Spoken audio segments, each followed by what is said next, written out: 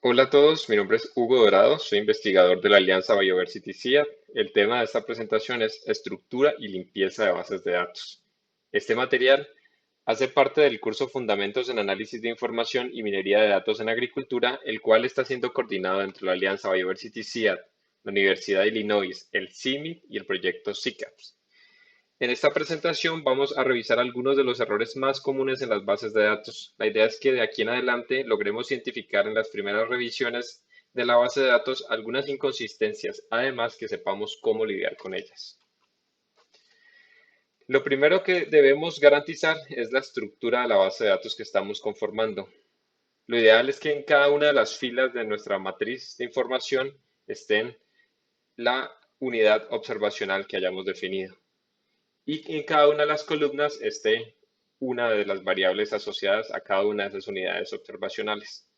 Este es uno de los ejemplos que tengo de nuestras bases de datos, donde cada una de las filas representa un ciclo de cosecha, en este caso es de arroz, y en las columnas tenemos la fecha de plantación, la fecha de cosecha, la variedad y el rendimiento. Es importante siempre, y de nuevo lo digo, siempre que conformemos nuestra base de datos, establecer o mantener un identificador, una columna de ID que nos ayudará a rastrear cada uno de los registros en la medida que hacemos más y más procesamiento. ¿Por qué es importante este identificador?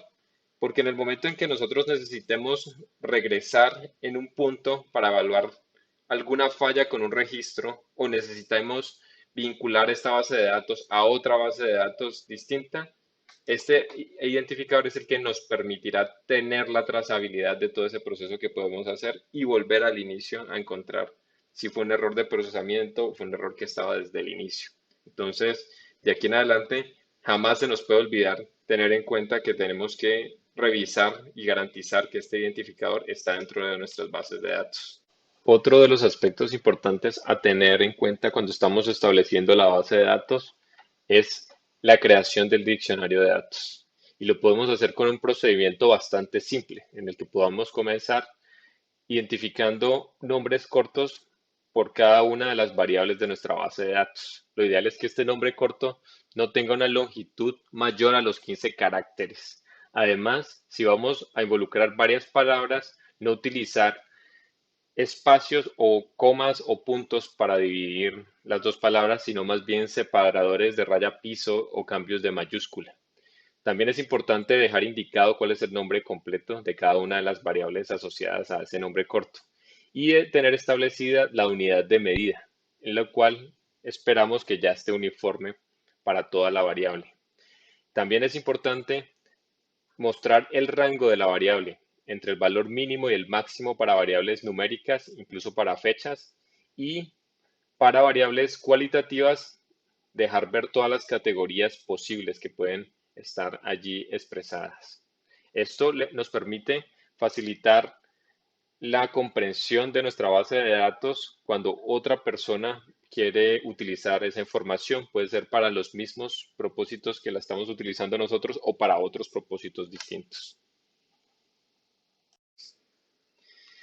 Uno de los problemas más frecuentes es el formato que está dentro de las variables. Aquí podemos ver uno de los errores más comunes es con las fechas. Las fechas tienen muchos problemas y uno de ellos es el hecho de que distintas versiones de sistemas operativos, de Windows, incluso computadores, tienen una configuración de idioma distinta.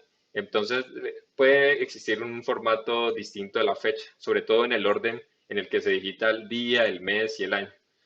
Entonces es ideal como parte del procesamiento que hagamos una correcta revisión de cada una de las fechas para garantizar de que no hay ningún error de digitación o ningún error de nomenclatura. Si elegimos un formato que toda esa columna quede uniforme. Por ejemplo, el formato en inglés maneja la fecha en orden mes, días y años, pero español es al revés. Pues no al revés, es en otro orden, día, mes y año. Entonces, eso podría acarrear conflictos en el momento en que queramos cargar esta información en un software, en el momento en el que queramos hacer análisis. También es importante siempre dar una apropiada revisión a las coordenadas geográficas. Las coordenadas es una de las variables más importantes que se registran para este tipo de análisis y existen algunos problemas, sobre todo cuando se registran manualmente.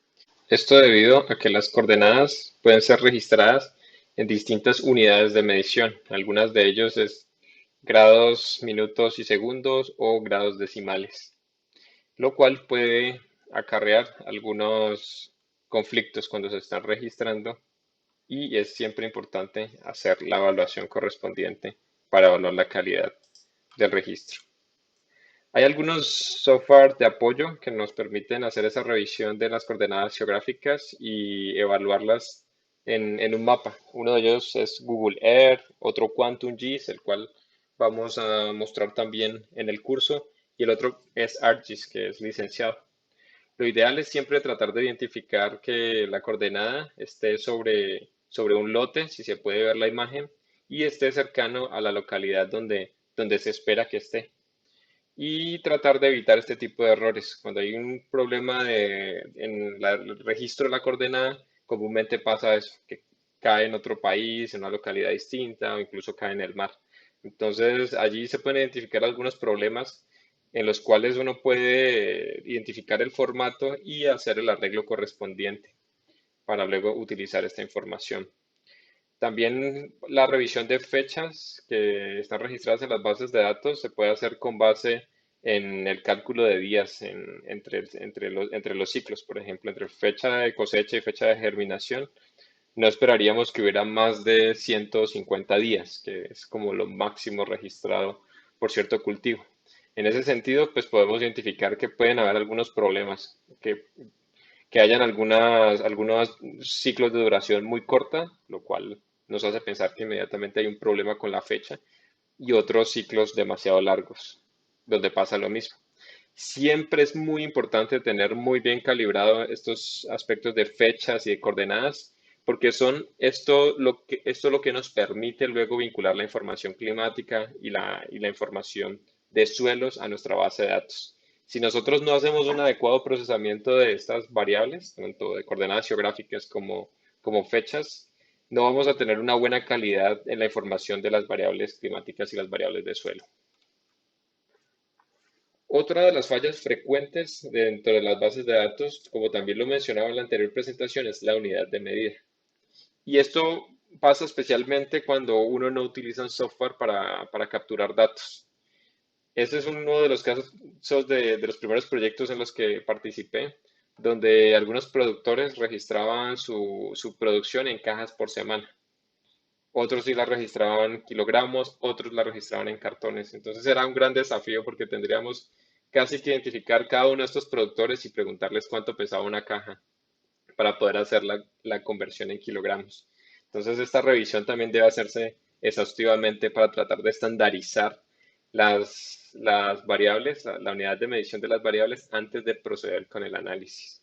Lo mismo es el área. En el área puede haber distintas formas de registrar cada uno de los valores de áreas. Entonces puede ser hectáreas, también o puede ser un registro de que el cultivo está disperso, fanegadas. Entonces en ese sentido es indispensable tener claro el sistema de unidad que vamos a utilizar para analizar nuestros datos. Las coordenadas también pueden ir mal registradas en varias combinaciones de formatos. Incluso este es otro ejemplo donde algunos le agregaron grados norte, grados O, y otros también tuvieron algunos problemas muy frecuentes con los decimales, que colocan en vez de punto una coma. Entonces, eso también es otro de los errores más típicos en la base de datos. Tenemos que identificar que el sistema que se utilizó para separar decimal y miles es el que lee la base de datos al final. A veces también puede que agreguen información adicional y termine más bien perjudicando la base de datos, como es el caso de altura de aquí. Entonces, todos esos errores son indispensables siempre tenerlos en cuenta en el procesamiento de datos. Y otro de los errores muy, muy, muy comunes cuando estamos analizando variables cualitativas es sobre los caracteres, es la combinación de minúsculas y mayúsculas. Entonces, eso también se lidia a la medida que uno utilice un software para registrar los datos donde ya lo tenga muy estandarizados. Pero siempre en los casos donde se deja abierto, pues vamos a tener esta restricción. Y pasa mucho también que a veces en los registros se cambian de columnas. Entonces, por ejemplo, aquí donde esperamos una fecha, realmente hay una variedad registrada. Y aquí, bueno, podríamos tener incluso combinaciones de variedades, entonces ahí tenemos que tomar algunas decisiones. Si vamos a crear una nueva categoría que se llame combinado o vamos a descartar todas estos ciclos productivos donde hubieron variedades mezcladas. Desde R podemos hacer un procesamiento, más adelante vamos a hacer un ejercicio para mirar qué herramientas podríamos tener para procesar esta base de datos antes de proceder con los análisis. Y otro aspecto que es importantísimo evaluar siempre que estemos analizando los datos es identificar esos valores atípicos. Los valores atípicos pueden ser ocasionados ya sean por malos registros, mala toma de información o porque simplemente son datos muy especiales que se salen de la tendencia en general, pero que realmente son valores reales. Y la única manera de identificarlos es primero, haciendo una adecuada exploración en la base de datos, podemos mirar los mínimos y los máximos, como lo dice aquí desde Excel, también lo podemos hacer desde R, pero una manera fácil de hacerlo es utilizando los diagramas de cajas y bigotes, los famosos box plots. Los box plots nos permiten identificar esos puntos atípicos en nuestra base de datos. No siempre tenemos que removerlos, entonces allí siempre se debe someter a criterio de las personas que están participando en el análisis de datos para evaluar si es un dato que podemos mantener o no. No obstante, a veces hay claros errores en la base de datos, los cuales si los mantenemos nos van más bien a perjudicar los resultados que podamos generar de nuestro análisis. Entonces, en ese sentido, podría ser mejor removerlos o dejarlos marcados como valores perdidos para más adelante volverlos a estimar. Con esto ya podríamos establecer algunos criterios que nos permiten estructurar y limpiar la base de datos. Lo primero que tenemos que garantizar es que en nuestra matriz de información cada fila representa una unidad de observación, una unidad de análisis, y cada columna representa una variable en nuestra base de datos. Además, sabemos que es importante crear un diccionario de datos, lo cual le permitirá a nuevos investigadores recopilar nuestra información y hacer de pronto otro tipo de análisis. También es importante verificar que todos los registros de la variable tengan la misma unidad de medida, dado de que esto puede interferir en la calidad de los resultados que nosotros podamos generar. También debemos detectar y resolver todos los problemas que podamos tener, ya sea de formato o de unidad de medida, con las coordenadas y las fechas, porque de esto depende la información que tengamos de clima y suelos dentro de nuestra base de datos.